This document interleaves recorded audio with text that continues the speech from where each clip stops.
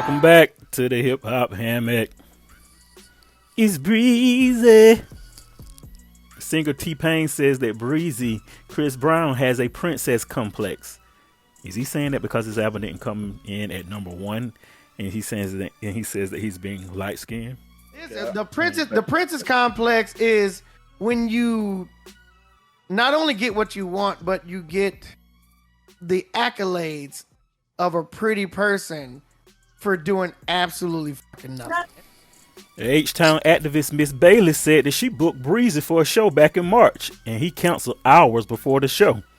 And she want her $1.1 million Chris back. Brown over his canceled concert from back in March. Organizers of the benefit concert say they are out of pocket nearly $2 million, and they're demanding the international star now pay up. Yeah, so Fox 26's Sherman DeSalle joins us live to break down what these local philanthropists are asking for. Sherman?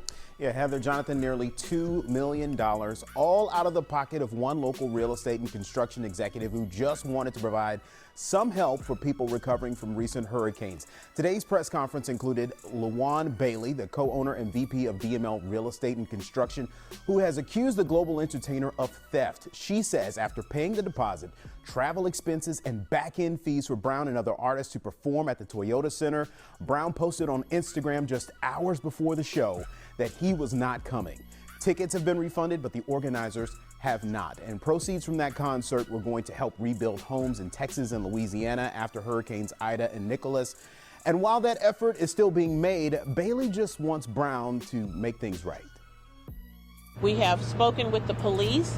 They have subpoenaed his records. They found out the wires that we sent and the deposits that we gave him prior to him showing up, that he is a signer on that account. So it's not like he doesn't know that he was supposed to be here. We're here today on 713 Day in Houston.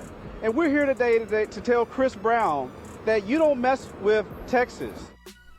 Well, the press conference took place right in front of the Live Nation office. That's the company that's handling Chris Brown's new concert in Houston, set for August at the Toyota Center with rapper Lil Baby. Mrs. Bailey and the organizers said they didn't have anything against Live Nation, but they did it in front of there to raise awareness on the issue.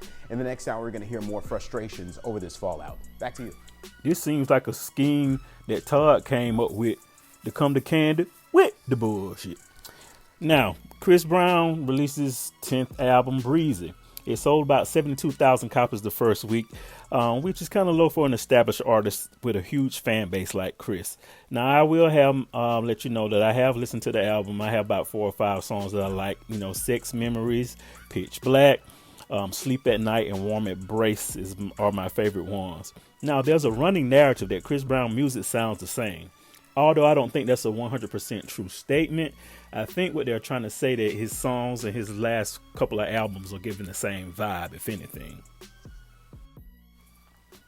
I think people are ready for Chris Brown to tap into that superstar classic album, you know, such as a Purple Rain, such as a Thriller, such as a Confession, such as a Don't Be Cruel, by Bobby Brown. Those were blockbuster albums for those individuals, and with Chris Brown being a superstar that he is, I think that real R&B fans are waiting for him to drop that, and he has yet to give us that. Or has he? Now with this album, Breezy, it's not a bad album, but I think that it's just the producers and the songwriting.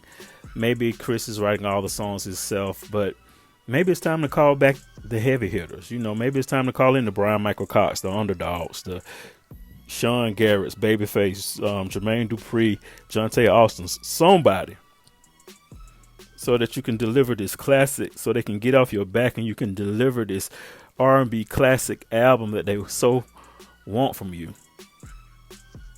Is that hard to ask? Is it the budget?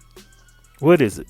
What is it that's keeping Chris Brown from being in the realm of Prince, Michael Jackson, Usher?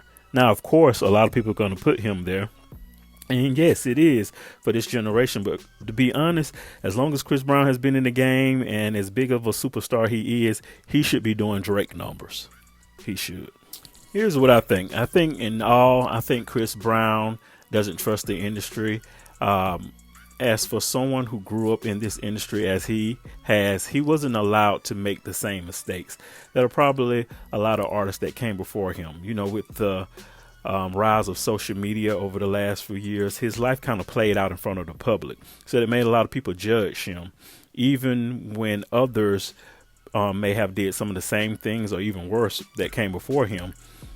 The only thing about it was it wasn't documented as his was via social media.